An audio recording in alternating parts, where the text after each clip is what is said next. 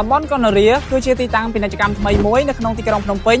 ដែលម្ចាស់អាជីវកម្មគ្រប់រូបប្រាថ្នាចង់បើកហាងរបស់ខ្លួននៅទីនេះបច្ចុប្បន្ននេះពួកយើងកំពុងបើកលក់អគារពាណិជ្ជកម្មនិងផ្ទះអាជីវកម្ម Townhouse ដែលជាតម្រូវការចាំបាច់សម្រាប់ម្ចាស់អាជីវកម្មទាំងអស់ក្នុងការបើកនិងពង្រីកសាខាអាជីវកម្មរបស់ខ្លួនបន្ថែមទៀត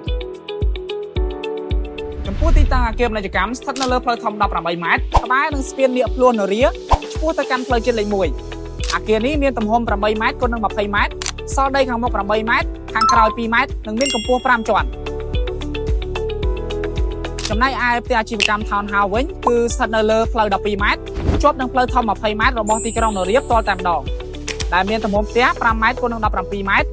មានបន្ទប់គេង4និងបន្ទប់ទឹក7ឆាតចូល Facebook នៅលើនេះដើម្បីសាកសួរព័ត៌មានលម្អិត